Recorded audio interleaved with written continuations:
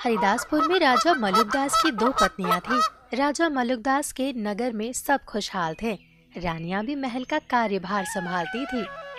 रानी चंपा व रानी वसुधा, आप दोनों से विवाह के मुझे 7 वर्ष हो गए हैं, किंतु अभी तक हमारी कोई संतान नहीं है। बस जीवन में मुझे इसी बात की चिंता है। आप परेशान ना हो महाराज, राज्य वैद्य द्वारा दी गई संतान प्राप्ति की औषधियाँ अवश्य अपना कार्य करेगी। प्रिय रानी, मुझे ऐसा लगता है कि जहाँ दवा काम न आए वहाँ दुआ काम करती है। ईश्वर किसी को निराश नहीं करता। आप सत्य कह रहे हैं महाराज, हमें अवश्य ही बड़े बड़े साधु महात्माओं को बुलाकर उनकी सेवा करनी चाहिए। क्या पता उनके आशीर्वाद से हमारी मनोकामना पूरी हो जाए।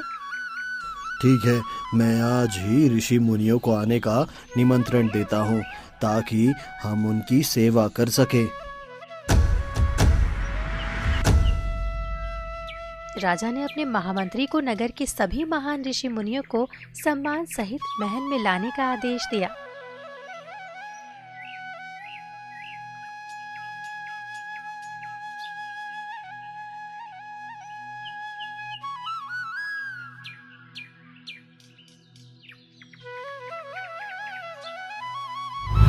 अगले ही दिन कुछ ऋषि मुनि साधु संत महाराज के दरबार आ पहुंचे। प्रणाम महात्माओं, हमें अपनी सेवा का अवसर देने के लिए आपका बहुत बहुत धन्यवाद। नहीं महाराज, आपने हम साधु संतों को याद किया, बस इसी में हमारी प्रसन्नता है। किंतु हमारी सेवा करना इतना आसान नहीं। हम दिनचर्या का अनुसरण करते हैं। आप चिंता मत करें महात्मन, हमारी दोनों पत्नियों ने आप सबकी सेवा करने का प्रण किया है। वो आपको निराश नहीं करेंगे। महाराज ने साधु महात्माओं को बुलाकर बहुत नेक काम किया है। वो अवश्य ही हमें आशीर्वाद देकर जाएंगे। ये साधु महात्मा तो बहुत बुरे दिखते हैं। इन्होंने कैसे वस्त्र पहन रखे हैं। ये फटे पुराने वस्त्र पहनने वाले साधुओं की सेवा मैं तो नहीं करूंगी। ये तुम क्या कह रही हो चंपा? वो साधु है, कोई राजा महाराजा नहीं। वो साधु है। साधु ऐसे ही वस्त्र पहनते हैं। कुछ भी हो, ऐसे फटीचर साधुओं की सेवा मैं तो कभी ना करूं। अगर महाराज को पुत्र प्राप्ति की इतनी ही इच्छा है तो वो कोई सुंदर वेशभूषा के साधुओं को बुलाए, तभी मैं उनकी सेवा करूंगी। तुम कुछ भी कहो चंपा, लेकिन मैं तो इन ब्राह्मणों की सेवा अवश्य करूंगी। चंपा ने तो साधु महात्माओं की सेवा करने से साफ इनकार कर दिया, लेकिन वसुधा ने महात्माओं की खूब खातिरदारी की। उन्हें महल में किसी भी प्रकार की कोई समस्या नहीं होने दी। धीरे धीरे ऐसे ही कुछ समय बीत गया। महात्मा रानी वसुधा से बहुत प्रसन्न हुए।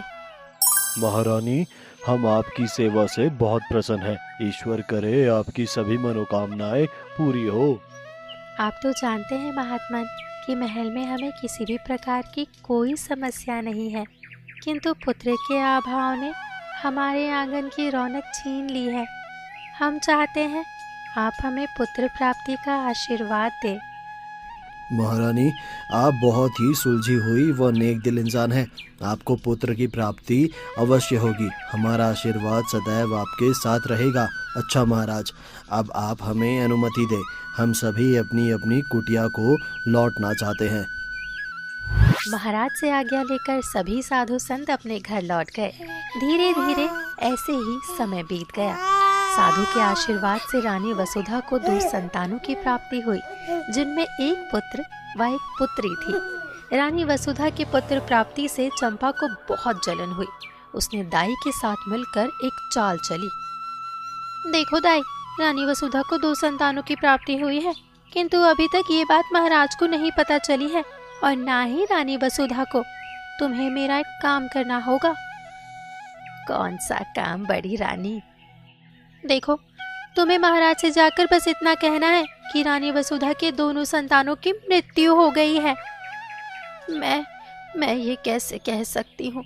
दोनों संतानें बिल्कुल स्वस्थ है। रानी वसुधा की पहले से ही खूब खातिरदारी हो रही है।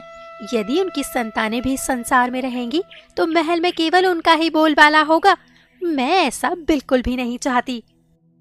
लेकिन दोनों संतानें तो बिल्कुल स्वस्थ है। उन्हें मृत्यु कैसे घोषित किया जा सकता है?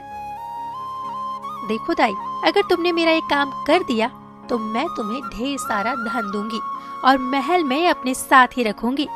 बताओ, क्या तुम मेरा ये काम करोगी? क्यों नहीं महारानी, मेरा घर भी तो आपकी ही कृपा से चल रहा है ना। बस आप इतना बताओ कि मुझे करना क्या है। तुम इन दोनों को छुपाकर यहाँ से ले जाओ और किसी तालाब में फेंक दो। वापस आकर राजा को बताना कि रानी वसुधा ने संतानों को नहीं बल्कि 2 पंछियों को जन्म दिया है जो अब मर चुके हैं, और मरे हुए पंछियों की व्यवस्था मैं कर दूंगी। दाई ने रानी चंपा के कहने पर उन दोनों संतानों को 2 सैनिकों को देते हुए कहा, देखो सैनिकों, इस टोकरी में बहुत कीमती वस्तु है, किंतु तुम्हें यहाँ खोलकर नहीं देखना है। तुम इसे ले जाकर तालाब में फेंक दो। वापस लौट कर आओगे तो रानी चंपा तुम्हें ढेर सारा धन देगी। यदि तुमने इस टोकरी को खोलकर देखा तो रानी चंपा तुम्हें मौत की सजा देगी। अरे दाई, हमें कौन सी आफत होगी जो हम इस टोकरी को खोलकर देखेंगे? सैनिक उस टोकरी को लेकर जंगल की ओर चल दिए और दाई राजा के पास पहुंच गई। दाई, कहो क्या सूचना है? क्या मेरी संतान ने जन्म ले लिया है? महाराज, जन्म तो हो गया किंतु गजब हो गया। आप जल्दी से रानी वसुधा के कक्ष में चले। ऐसी क्या बात हो गई दाई? चलो मैं भी चलता हूँ। रानी चंपा ने रानी वसुधा के पास 2 मरे हुए पक्षी रख दिए, जिन्हें देखकर वसुधा फूट फूट कर रो रही थी। तब तक महाराज भी कक्ष में जा पहुंचे। ये कैसे हो सकता है? ये नहीं हो सकता। मेरे पुत्र कहाँ है? क्या हुआ? तुम यूं रो क्यों रही हो वसुधा? और ये मरे हुए पंछी यहाँ क्या कर रहे हैं? संतानें नहीं महाराज, रानी वसुधा ने मरे हुए पक्षियों को जन्म दिया है। ये कैसे हो सकता है? मैं इतने समय से अपनी संतान की प्रतीक्षा कर रहा हूँ और तुमने पक्षियों को जन्म दिया है। तुम महल में रहने के काबिल नहीं, रानी वसुधा। राजा ने गुस्से से रानी वसुधा को कैद खाने में बंद करवा दिया। उधर दोनों सैनिक उस टोकरी को लेकर जंगल जा पहुंचे। हम इसे खोलकर देख लेना चाहिए।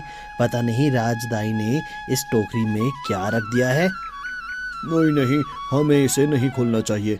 कहीं रानी चंपा को पता चल गया तो हमें मौत के घाट ना उतार दे। अरे रानी चंपा को कैसे पता चलेगा? ना उन्हें तुम बताओगे ना मैं। मेरी तो ये इच्छा है, हम इसे खोलकर देख ले। ठीक है, जल्दी खोलकर देखो, इससे पहले कोई हमें देख ले। सैनिकों ने जैसे ही टोकरी को खोला तो वे आश्चर्य हो गए। दोनों नन्हे बालक टोकरी में लेटे हुए थे। अरे ये क्या नन्हे बालक? इसमें तो बालक है।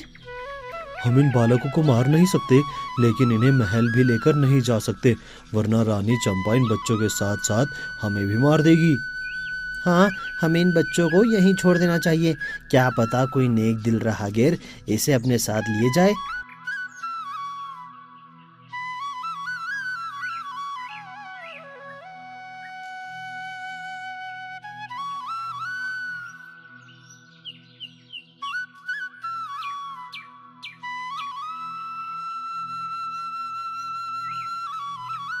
सैनिकों, हो गया ना काम? हाँ दाई, आपने जो कहा था वो पूरा हो गया। कुछ दिनों के बाद गुस्सा शांत हुआ तो महाराज ने रानी वसुधा को पुनः महल में बुला लिया।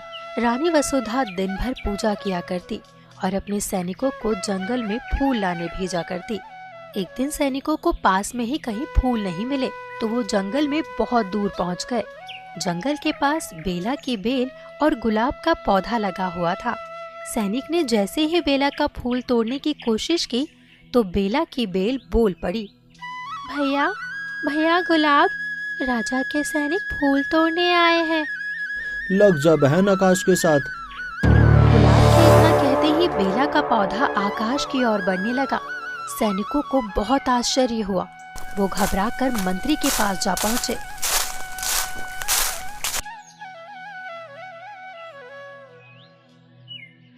मंत्री जी गजब हो गया। जंगल में बेला का फूल को हाथ लगाते ही उसका पौधा आकाश में बढ़ने लगा। अरे सैनिकों, तुम मूर्ख हो गए हो क्या? पौधे को हाथ लगाते ही वो आकाश में कैसे बढ़ सकता है? मैं सत्य कह रहा हूँ मंत्री जी, बेला का पौधा बोलता भी है और उसने ये सब गुलाब के पौधे के कहने पर किया। तुम सभी पागल हो गए हो। चलो मैं चलकर देखता हूँ।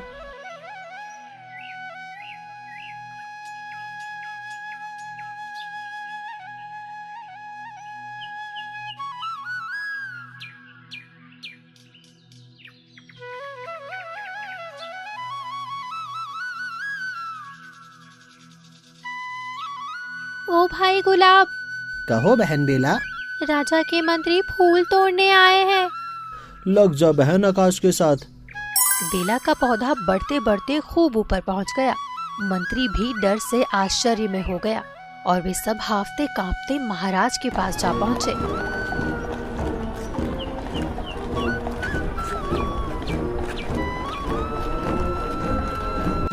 महाराज गजब हो गया महाराज। क्या हुआ मंत्री जी, आप इतने परेशान क्यों हैं? महाराज बस आप तुरंत मेरे साथ चलिए। जंगल में बेला का पौधा गुलाब के पौधे के कहने पर आसमान की ओर बढ़ता जा रहा है। क्या? ये तो एक अद्भुत नजारा होगा। चलो मैं रानी चंपा को भी अपने साथ लेकर चलता हूँ। राजा, रानी, चंपा व सैनिकों के साथ जंगल की ओर चल दिए। रानी वसुधा पूजा के फूलों के लिए बहुत परेशान हो रही थी। जब उन्होंने इतने सारे लोगों को एक साथ जाते देखा तो वो भी पीछे पीछे चल दी। उन सभी के जंगल में पहुंचते ही बेला ने कहा, ओ भैया गुलाब। कहो बहन बेला। राजा रानी चंपा संग फूल तोड़ने आए हैं। तो लग जा बहन आकाश से। ये देखकर राजा भी बहुत हैरान हुए और उन पौधों से कहने लगे, तुम कौन हो? तुम दोनों तो पौधे हो, फिर बोल कैसे सकते हो? हम दोनों भाई बहन हैं। हम पहले इंसान थे, लेकिन एक साधु के आशीर्वाद से दोनों पौधे बन गए, क्योंकि कोई हमारी रखवाली करने वाला नहीं था। अरे भैया गुलाब। कहो बहन बेला।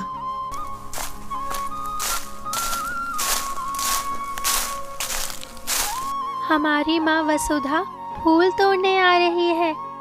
तो बहन बेला जमीन से लग जा। रानी वसुधा के पौधों के पास आते ही बेला की बेल नीचे झुक गई। ये क्या? हम सब के फूल तोड़ने आते ही तुम आकाश की ओर बढ़ने लगी, लेकिन रानी वसुधा के आते ही तुम नीचे क्यों आ गई? वो इसलिए महाराज, क्योंकि वो हमारी माता और आप पिता है। क्या मैं तुम्हारा पिता हूँ? किंतु मेरी तो कोई भी संतान नहीं है। महाराज, आपके बगल में खड़ी हमारी बड़ी माता चंपा के कहने पर राजदाई ने सैनिकों के द्वारा हमें इस जंगल में फेंकवा दिया था और एक महान साधु के आशीर्वाद से हम दोनों पौधे बन गए। क्या रानी चंपा ने ऐसा किया था? सैनिकों, इस धूर्त रानी को ले जाकर काल कोठरी में डाल दो। ये मेरा आदेश है। मेरे नन्हे बच्चों, तुम पौधों से मनुष्य कैसे बनोगे? मुझे क्षमा कर दो रानी, मैंने तुम्हारे साथ बहुत बुरा बर्ताव किया। बच्चों, तुम भी मुझे क्षमा कर दो। मेरी ही गलती से आज तुम दोनों यूं पौधे बन गए। आप चिंता न करें पिताजी। साधु महात्मा ने हमें ये भी बताया था कि यदि हमारी माता हमें स्पर्श कर लेगी तो हम पुनः मनुष्य के रूप में आ जाएंगे। रानी वसुधा ने उन दोनों पौधों को स्पर्श कर लिया तो वो सचमुच मनुष्य के रूप में आ गए। ये देखकर राजा व रानी बहुत प्रसन्न हुए। सारे महल में खुशी का माहौल छा गया। नगरवासी भी बहुत प्रसन्न हुए।